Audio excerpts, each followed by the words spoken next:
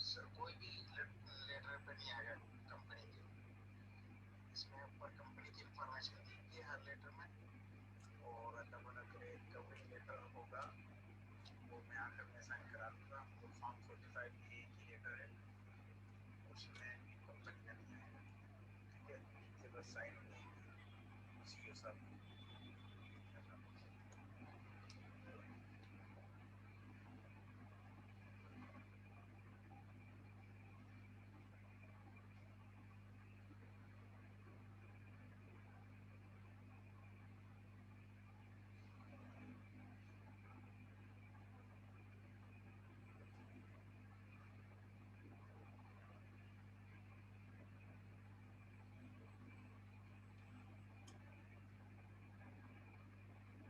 अस्सलाम वालेकुम। हम लोग ये पास टॉपिकल एक क्लास रख रहे हैं जिसमें छोटे टॉपिक्स जो हैं, पेपर 1 के कुछ टॉपिक्स हैं जो छोटे छोटे टॉपिक्स होते हैं।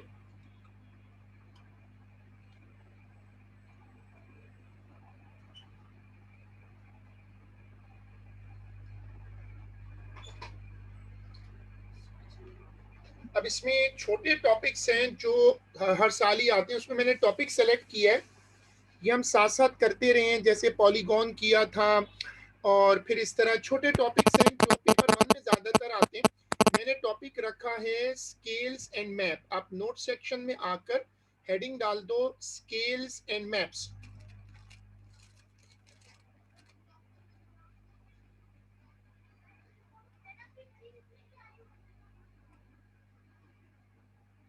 क्या करें?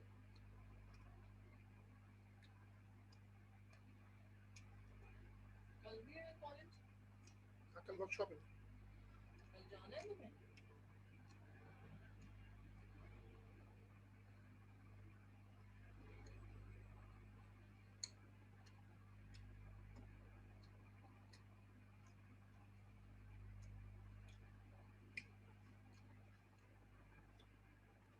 देखो, अब इसमें 3 मेथड्स हैं। एक है डायरेक्ट रेशो, एक एरिया का रेशो जो स्क्वायर होता है, एक वॉल्यूम पे सवाल आ जाए तो रेशो में क्यूब होता है। ये वाली स्क्रीन नोट सेक्शन में कॉपी करिएगा।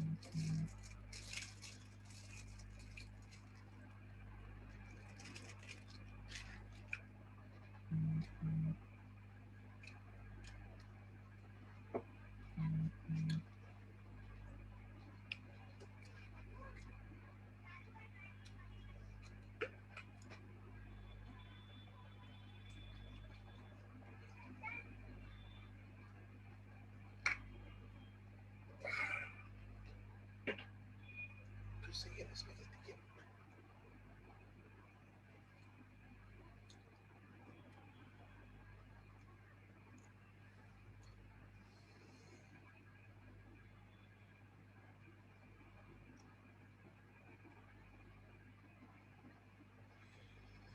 देखिए, जिन लोगों ने अभी ज्वाइन किया है, दे शुड नो कि हम जो टॉपिक कर रहे हैं, ये पेपर वन के छोटे टॉपिक्स का एक सीरीज है जो मैं शुरू की हुई है, जिसमें मैंने कुछ टॉपिक्स पहले भी कराए थे, सिमेट्री करवाया, पॉलीगॉन कराया। इनको कहते हैं paper one mental maths topics. अब इसमें आ रहा है, देखो इसमें आ रहा है स्केल्स एंड मैप्स। तो जिन लोगों ने थोड़ा लेट ज्वाइन किया है वो ये वाली हेडिंग डाल दें, ये वाली हेडिंग डालें। ये लेके जाना है, सारे बर्तन इकट्ठे करवाने के लिए। इसको यहाँ रख लो ना, किसको ये तुम्हारे बिस्किट्स हैं। अच्छा ये स्केल्स एंड मैप की हेडिंग डालें और उसके बाद ये वाली स्क्रीन कॉपी करें, ये वाली स्क्रीन कॉपी करें।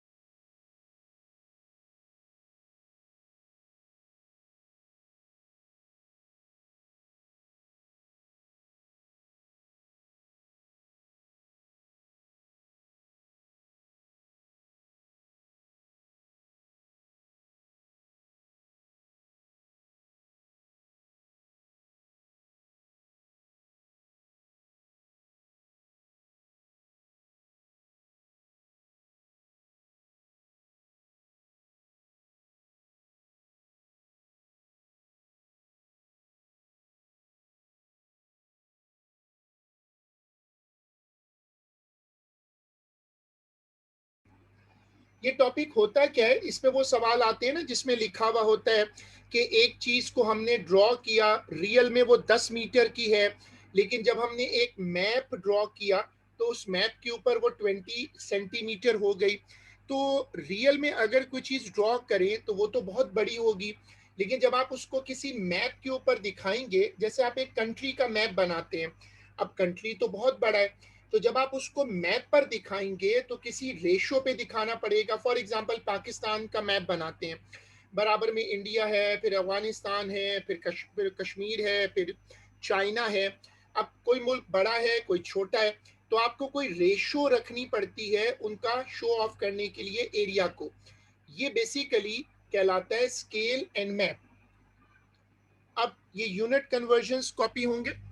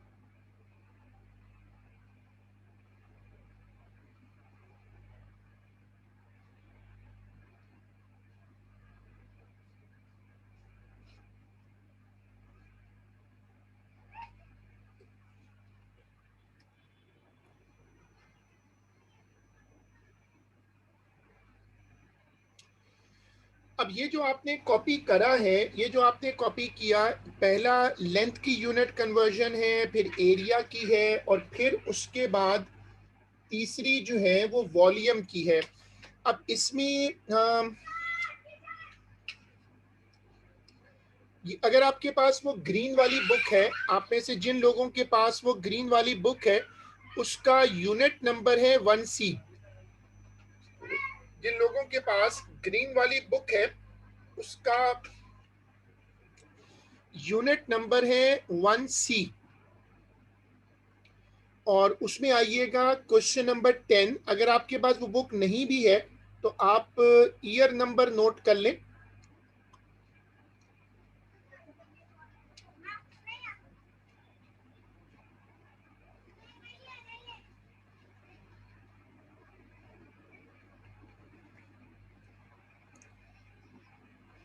Add together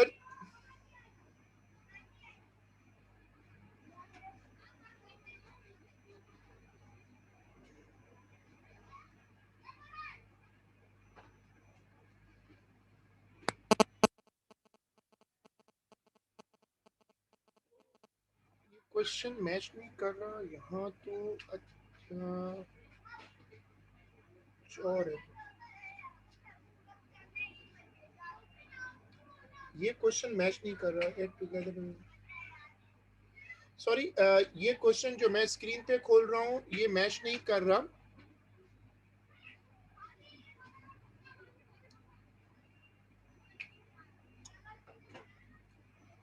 सर मैच कर रहा है, ये वही क्वेश्चन है ग्रीन बुक में। नहीं, ग्रीन बुक में तो June मैच कर रहा है, 2003 लेकिन अब सबके पास ग्रीन बुक मेरे ख्याल में पता नहीं अब किस किस के पास है। जब मैं इसको पेपर में खोल रहा हूँ तो पेपर में क्वेश्चन ये नहीं है। आपके पास अगर ये क्वेश्चन है तो आप इसकी पिक्चर लेकर, क्वेश्चन की एक पिक्चर लेके ग्रुप पे डाल सकती हैं। अगर आप इसकी एक पिक्चर लेके ग्रुप पे डाल दें। Yes sir, yes sir, yes sir.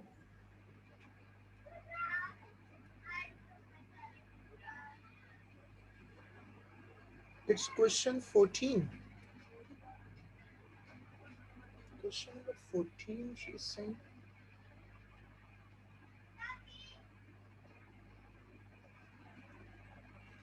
ये 14 भी कुछ और है। चले, मैंने एक बच्चे को बोला है वो इसकी पिक्चर लेके ग्रुप पे डाल रहा है, क्योंकि क्वेश्चन सामने होगा तो हम सॉल्व कर सकते हैं।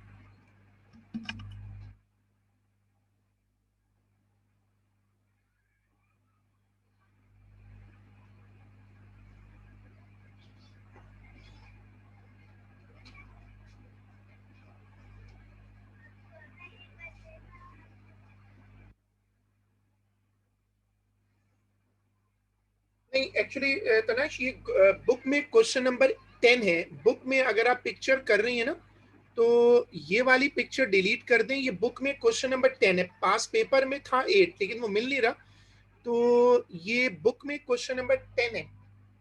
तो आपने जो पिक्चर भेजी है ना उसमें नीचे क्वेश्चन नंबर 10 आ रहा है, उसकी पिक्चर भेज दें। इसको हटा दें, उसकी भेज दें।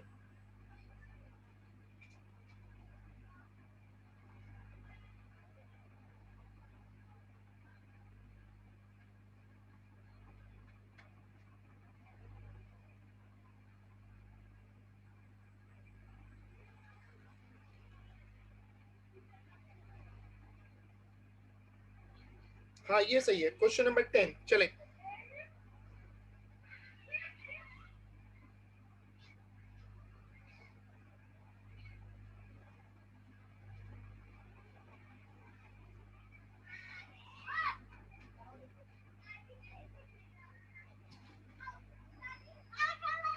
सर अब मैंने क्लियर वाली भेजी है, मैंने क्लियरली भेजी है। ये भी सही है।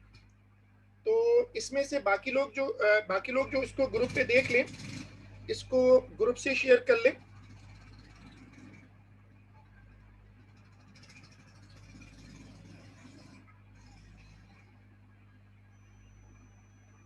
चलें, क्वेश्चन को पढ़ना शुरू करें।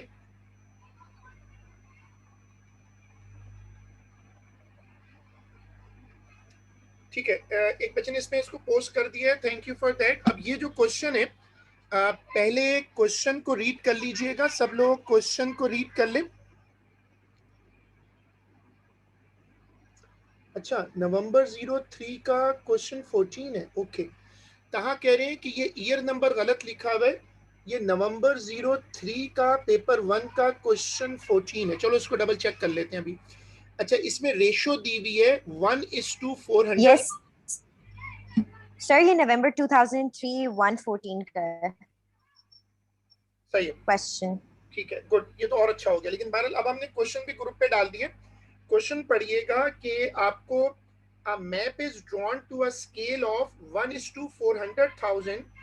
Find the actual distance in kilometer represented by 7 centimeter on the map.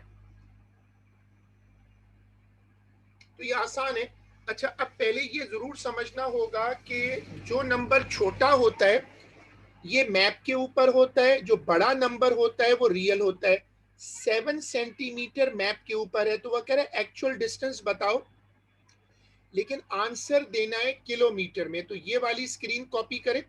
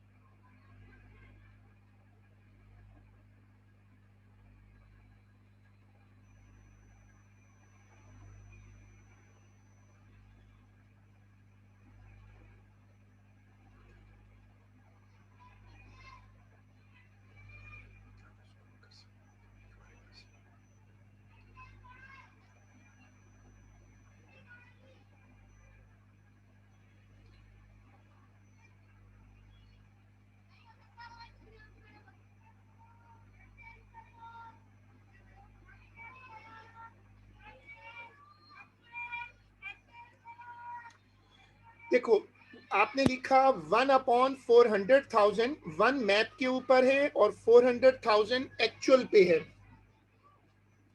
ठीक है, अब आप रेशियो लगाओ 7/x। आपने इसको सिंप्लीफाई करके एक रेशियो बना लिया 7/x।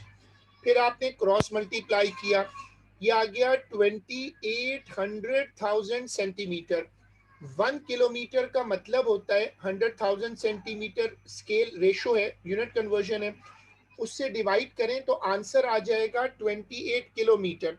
तो जो चीज मैप के ऊपर 7 सेंटीमीटर थी में 28 किलोमीटर है। तो ये वाली स्क्रीन कॉपी करें, ये वाली वर्किंग शेयर करें।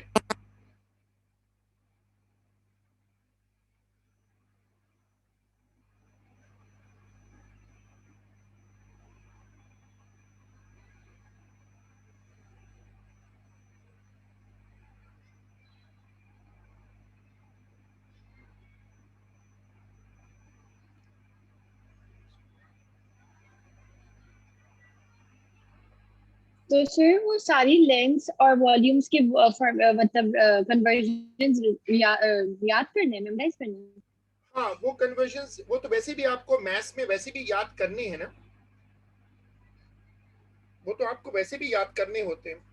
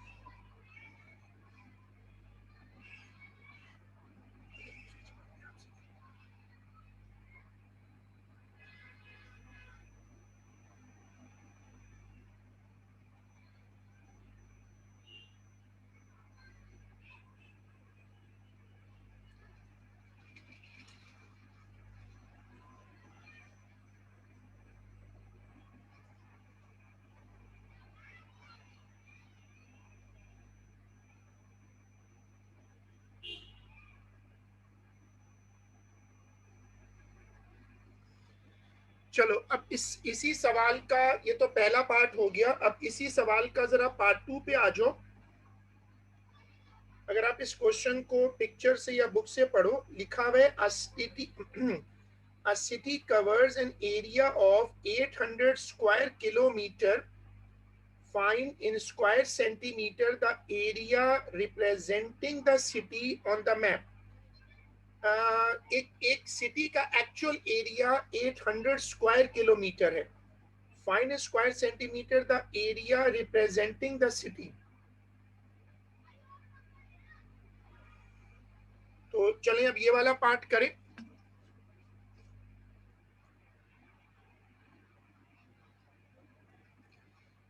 एरिया रियल में 800 किलोमीटर स्क्वायर है, एरिया मैप के ऊपर सेंटीमीटर स्क्वायर में बताना है। तो अब आप देखें मैंने क्या किया, मेरे पास रेशो थी 1/400,000 जो लीनियर रेशो थी। एरिया के लिए क्या करते हैं कि रेशो को स्क्वायर कर देते हैं। ज्यादातर ये सवाल आता है पेपर 1 में, तो आपके पास ना कैलकुलेटर सपोर्ट नहीं होती, तो आपने स्क्वायर किया, जीरो गिनकर डबल कर दिए और फिर आपने उसको मैन्युअली कट किया तो आंसर आ गया, सॉरी ये चीज आ गई 1/ फिर ये जीरोस किलोमीटर स्क्वायर। सब लोग ये वाली चीज देखिएगा।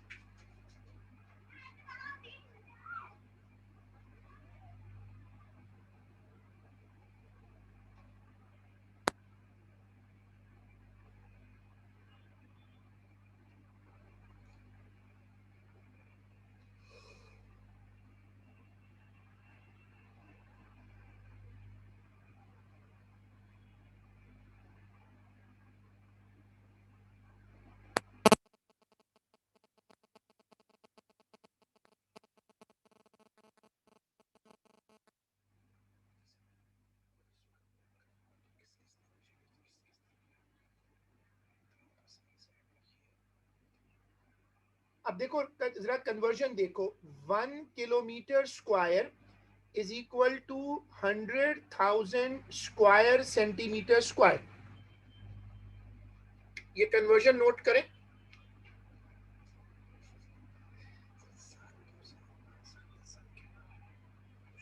सर बोले सर जब भी ऐसा क्वेश्चन होगा तो हम हमेशा पार्ट 1 में जो इनिशियल हमें रेशो दिया हुआ था हम हमेशा उसको यूज करेंगे। बिल्कुल, वो जो मैप है, जो मैप की रेशो तो नहीं बदलती ना। अक्सर ऐसा होता है पार्ट 1 में स्ट्रेट अवे रेशो होती है, पार्ट 2 में एरिया आता है। अगर एरिया आ जाए तो रेशो को स्क्वायर कर दो, अगर वॉल्यूम आ जाए तो रेशो को क्यूब कर दो।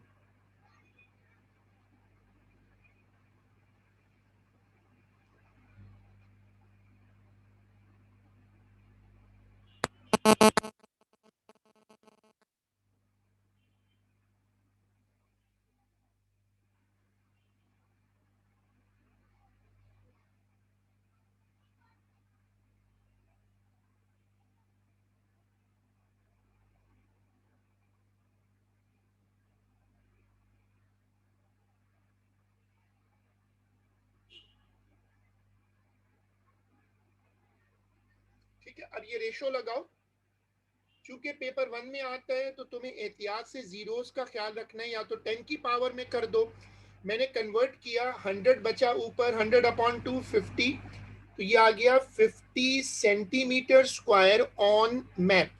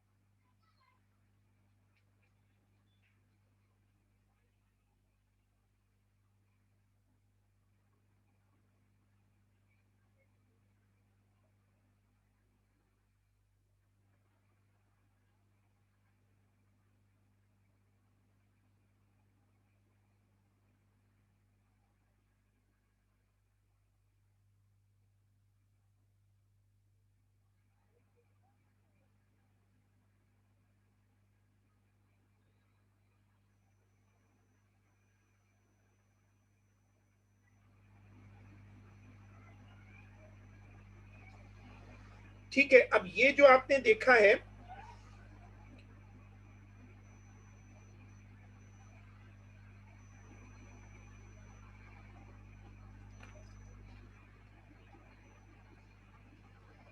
ये बेसिकली टॉपिक जो आपने मेरे साथ अभी किया है, इसका टाइटल था स्केल एंड मैप।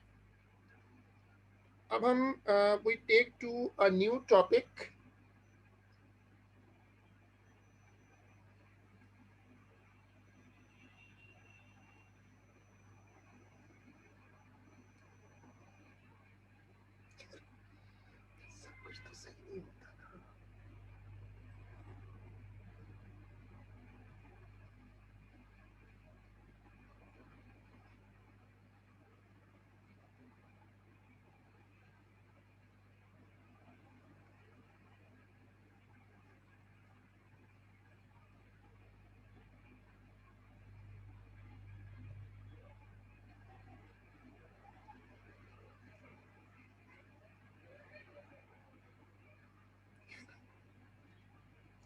हेडिंग डालिएगा वेरिएशंस।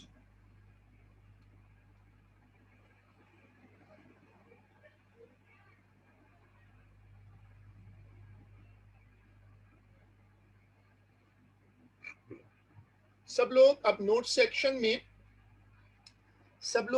सेक्शन में आकर हेडिंग डाल दो वेरिएशंस।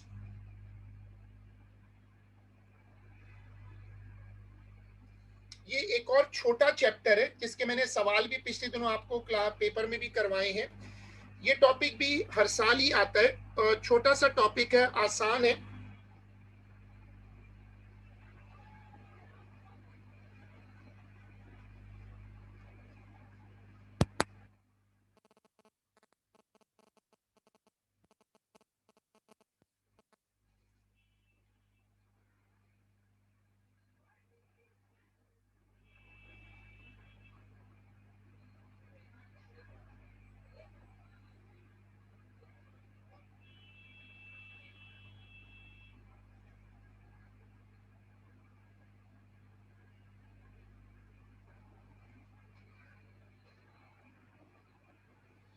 देखो, in directly proportional, y is proportional to x, y is equal to kx, k is equal to constant। अगर दो क्वांटिटीज डायरेक्टली प्रोपोर्शनल हो तो उनका ग्राफ ऐसे बनता है, उसमें k आता है, k is equal to constant, y1 upon x1 is equal to y2 upon x2। ये वाली स्क्रीन कॉपी होगी नोट्स में।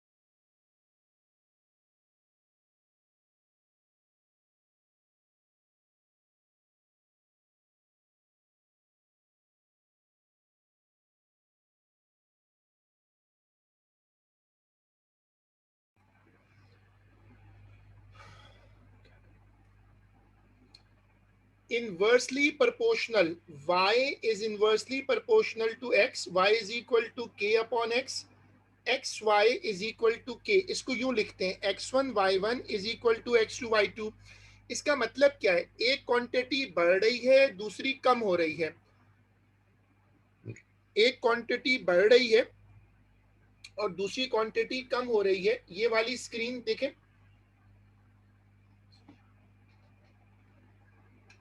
ये कॉपी होगा।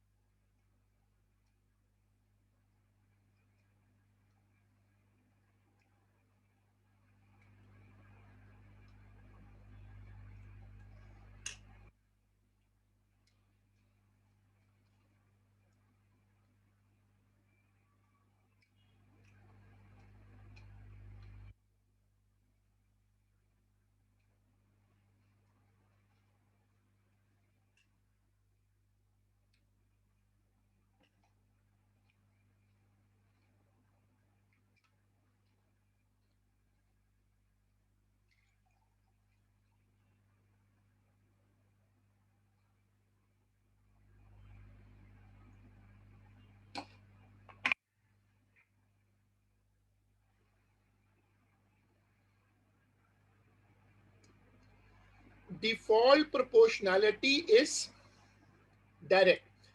जब तक एग्जामिनर खुद ना कहे तो आप ये सपोज करिएगा कि ये डायरेक्ट प्रोपोर्शनैलिटी है। फॉर एग्जांपल अगर लिखा हो x वेरीज विद y, ना डायरेक्टली लिखा है ना इनवर्सली लिखा है, तो उस सूरत में सवाल को हमेशा डायरेक्ट पे रखेंगे। ये वाली चीज नोट्स में कॉपी होगी।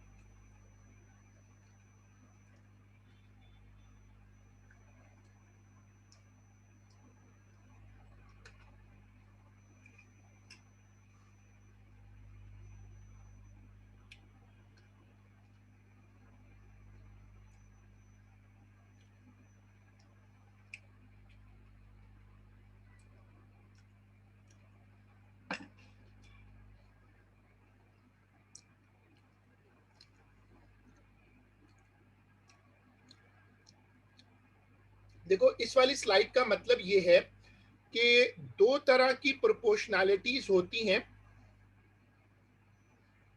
एक होती है डायरेक्ट प्रोपोर्शनैलिटी, एक होती है इनवर्सली प्रोपोर्शनल। अगर एग्जामिनर सिंपल ये लिखे वेरीज, ना डायरेक्ट का लफ्ज बोले ना इनडायरेक्ट का, तो उसका मतलब होगा कि सवाल डायरेक्ट प्रोपोर्शनैलिटी पर है, मतलब वो डिफॉल्ट केस है। अब इसमें क्वेश्चन रख लेते हैं।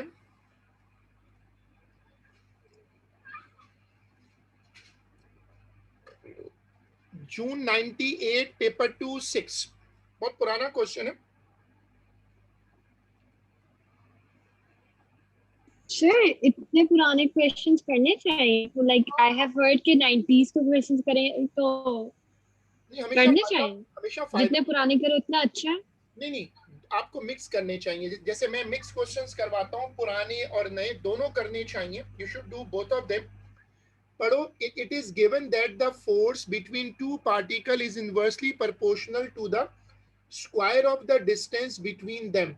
Which one of the graphs below could represent the relation? मैंने अभी आपको नोट्स बनवाए हैं ना, तो जरा नोट्स सामने रखो। कौन सा ग्राफ सूट करेगा?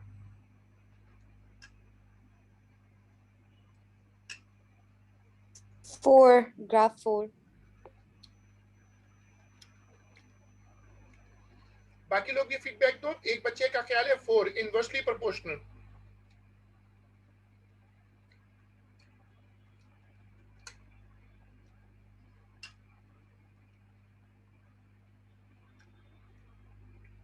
यस सर 4 है।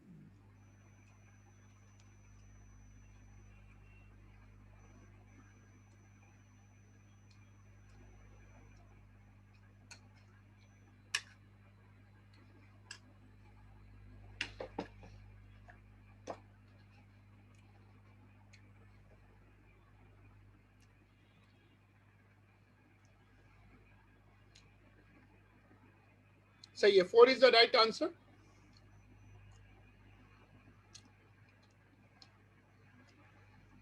अब पढ़ो part number 2। What happen to the force when the distance between two particle is double?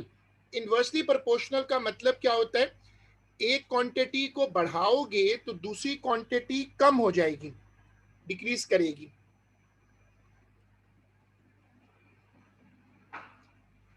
तो तुम एग्जामिनर को बताओगे, देखो पहले तुम इक्वेशन लिखोगे, f is proportional to 1/x², f is equal to k/x²। अगर तुम x को डबल कर दो तो f क्या होगा? डबल का मतलब क्या है कि तुम x को 2x कर दो तो f हो जाएगा k/4x।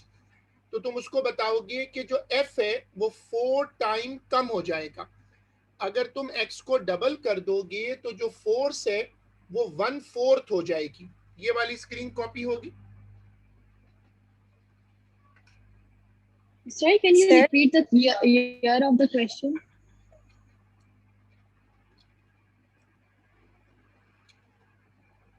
And also, sir, the part B working that you did, it was according to graph 4.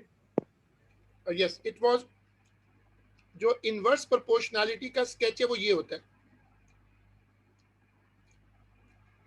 ये तो आपकी मेमोरी है ना, ये होता है डायरेक्टली प्रोपोर्शनल और ये होता है inversely proportional.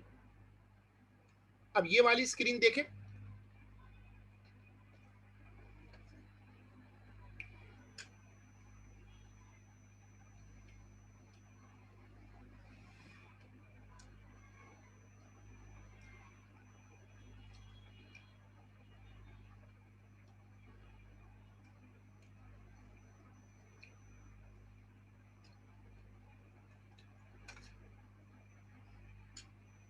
Are you sure आपने आंसर बताया था कि force will be 1/4 of distance?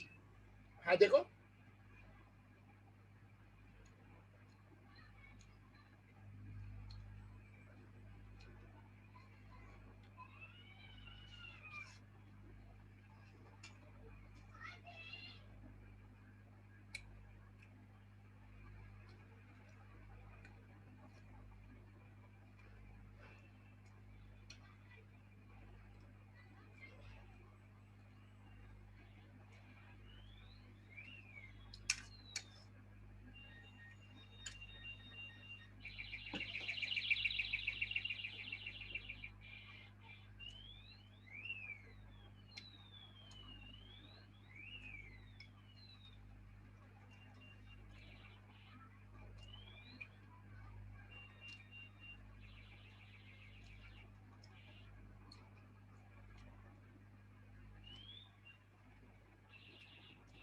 Force is quarter.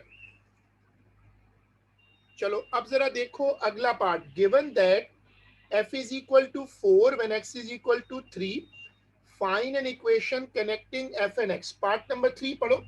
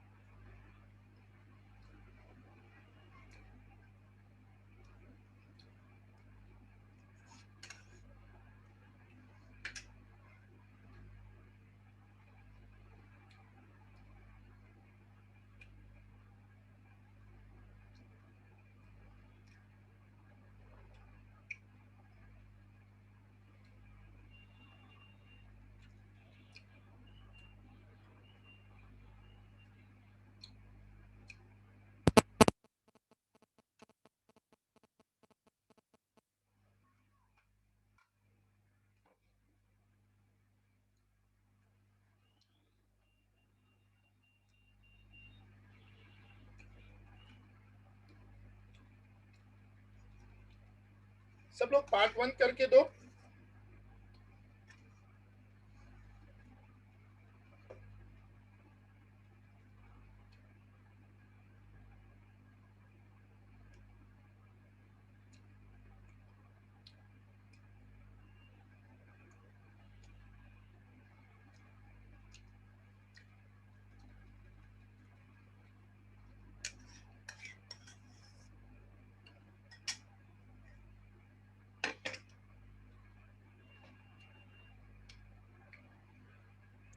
Sir f is equal to 36 over x square।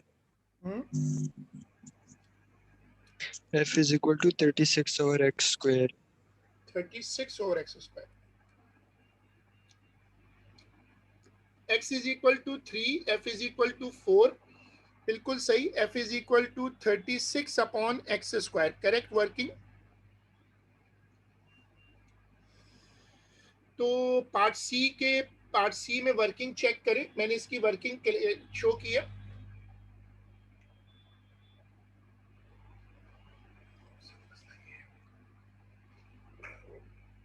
Sir, 36 upon 4x square नहीं आएगा? 4 कहां से आ गया? आप वर्किंग चेक करो, मेरे पास अलग से तो 4 नहीं आ रहा। सर वो 4 सिंप्लीफाई हो जाएगा, 144 आएगा ना सर, तो हाँ अच्छा, वो 4 और कटेगा। 144 सिंप्लीफाई।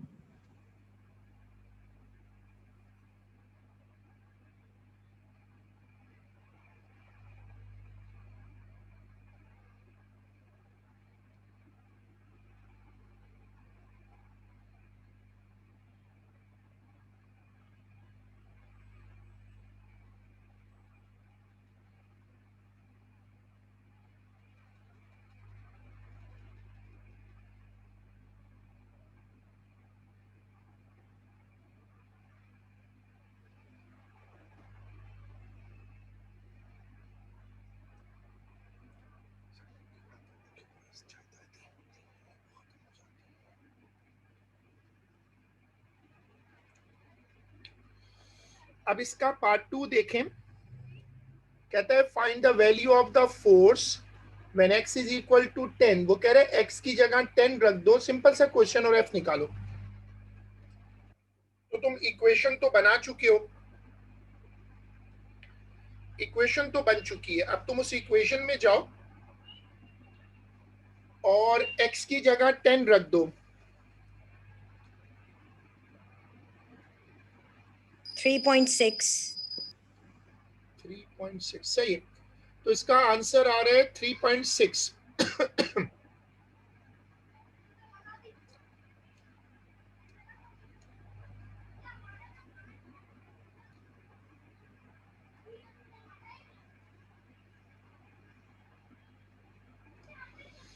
नवंबर 03। हाँ बोले। सर 0.36 है। 0.36 जी आ सर, रहा है। अच्छा, वो 0.36 है। नीचे 100 बनेगा, 10 का स्क्वायर होगा, नीचे 100 बन जाएगा। सही कह रहे हैं, नीचे होगा 36/100 और 0.36 आ जाएगा। आंसर 0.36 है।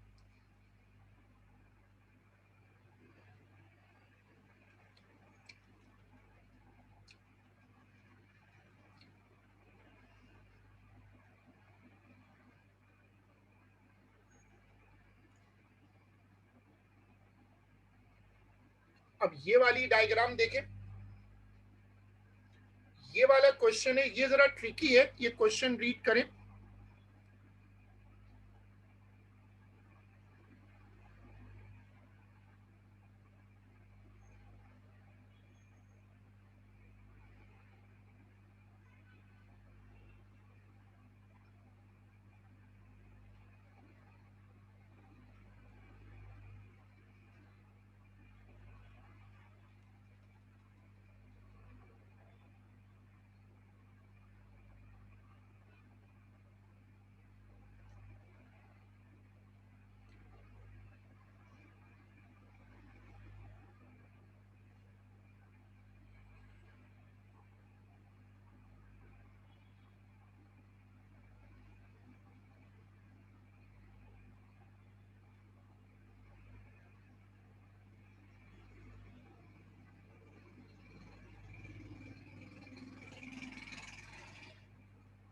सर इस क्वेश्चन का ईयर नंबर इसका है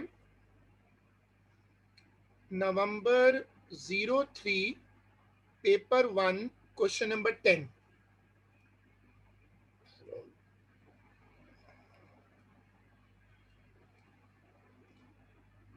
y is directly proportional to x square.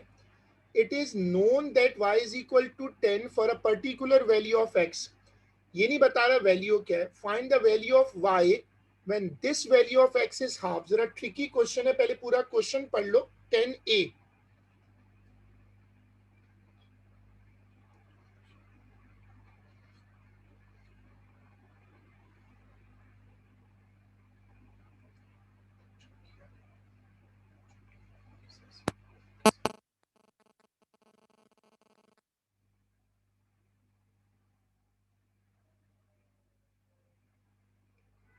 Sir ये हाफ का क्या मतलब, ओवर 2 डिवाइडेड बाय 2 होगा ना सर?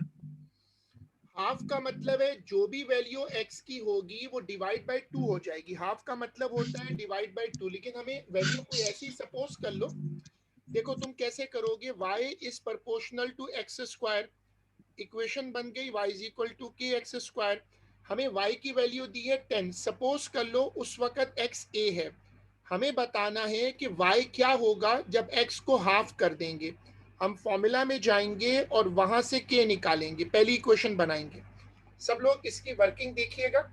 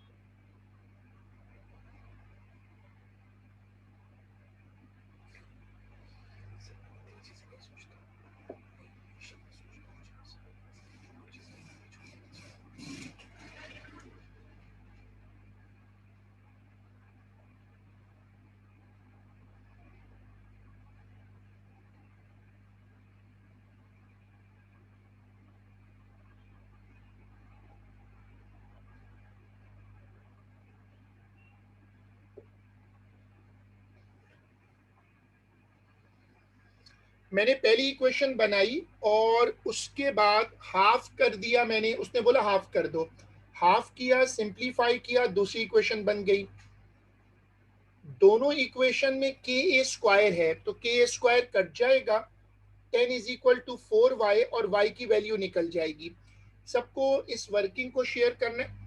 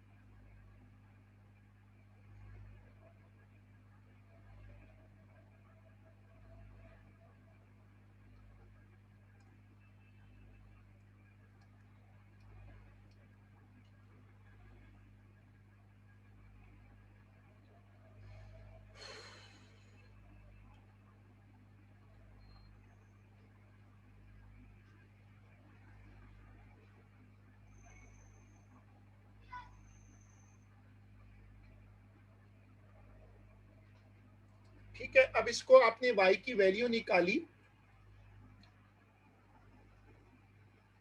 चलें, इसको फिर हम आज का काम यहीं तक रोक लेते हैं। ये टॉपिक कंप्लीट हो गया है, छोटा सा टॉपिक है, हम आज का काम यहीं तक रोक लेते हैं और इसको फिर इंशाल्लाह अगली क्लास में कंटिन्यू करेंगे।